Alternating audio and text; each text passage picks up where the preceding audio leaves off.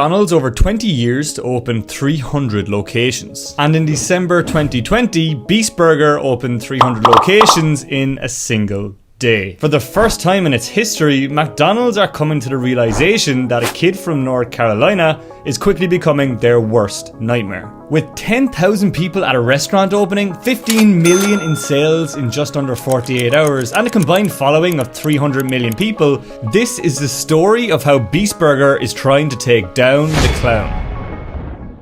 Burgers are a big business. Americans devour nearly 100,000 burgers every minute. That's enough burgers yearly to circle the entire planet 32 times. Or your mother 11 times. Economists even use the Big Mac index to calculate exchange rates depending on the price of a Big Mac in two different countries. McDonald's has been unstoppable for many decades and owns around 45% of the fast food industry across the world. Until now. Jimmy Donaldson, aka Mr. Breast, a beast, has used his 300 million global followers to take advantage of unseen methods of running a fast food business which even McDonald's can't match. Beast Burger is not your traditional fast food chain. Up until recently, Beast Burger had no physical locations at all. You could only order via food delivery apps. So you may be wondering, how can a business sell physical food on demand without a physical location? Well, they're called ghost kitchens. Stupid! Think of a kitchen as a manufacturing operation. The equipment used here is very expensive. We're talking Chanel Diamond Forever handbags expensive. And whether you serve 100 customers or 1,000 customers, it costs the same to run. So when you're sitting on your sofa at 7 PM on a Saturday night ordering your 7th takeaway of the week, your local Buddy Burger is very, very busy and operating at full capacity. This is where the genius of virtual dining concepts come in.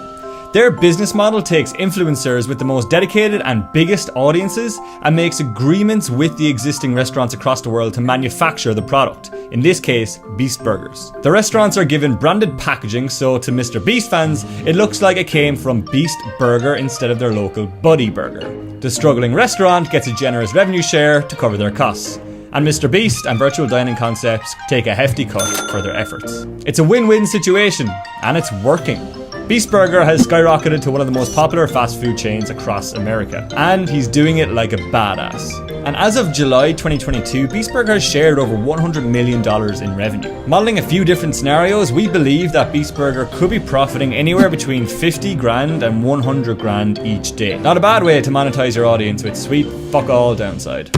Frankly, this strategy sounds amazing. So why aren't other companies doing it like Mr. Beast? Well, just like Millennial MBA's imaginary girlfriends, this model has some downsides. It can be very hard to ensure quality across all third-party restaurants. This has led to fans in certain areas to complain about slow delivery, receiving cold food, and food that is not being prepared properly. So this begs the question, should McDonald's, Burger King and all the other fast food joints switch to this business model? Well, even though our ass is very sore from sitting on the fence here, we're going to say both yes and no. Despite Beast Burger and McDonald's selling the same products, they actually have very different goals. Famously, McDonald's founder Ray Kroc was once told by its president Harry Sonburn that McDonald's isn't actually a fast food chain. It's a Ponzi scheme.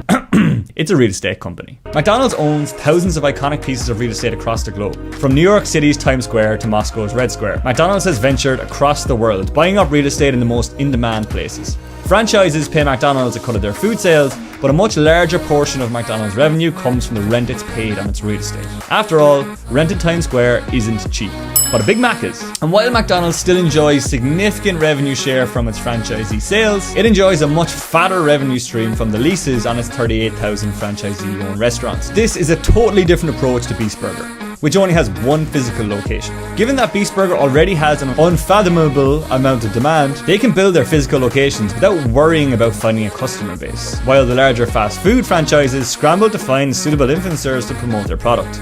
If Beast Burger was to compete with McDonald's on this scale, first of all, he would have to improve his trash talk. McDonald's, screw you. Because it's weak. Secondly, he would probably create a franchise and bring in a veteran CEO to run the operation. This is already part of Mr. Beast's playbook. For Feastables, they brought in the former president of RX Bar, which was acquired by Kellogg's for $600 million. And after seeing what Beast Burger did with its first physical location, Jimmy should establish a flagship store in the biggest cities across the world.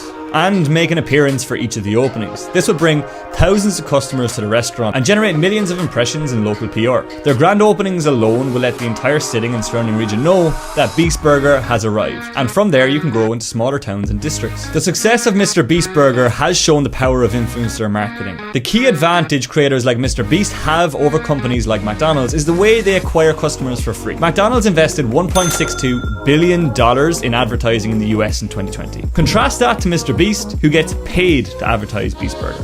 This is a huge advantage for Mr. Beast. And we have seen more fast food companies engage with creators to get access to their audience. For example, Dunkin' Donuts have partnered with Charli D'Amelio to collaborate on an iced coffee product. McDonald's have collaborated with other influencers in the past, like Travis Scott and Mariah Carey. Rick and Morty advertise Wendy's, and every year these traditional companies are finding it harder and harder to secure influencers, since influencers would rather monetize their own audience by building their own businesses for their own profit. Beast Burger has really highlighted the beginning of the end for traditional influencer business models. Affiliate marketing and sponsored posts are no longer going to be the revenue generator. The trend instead is shifting to influencers producing their own private label by partnering with vertical integrated manufacturers, such as Prime by KSI and Logan Paul.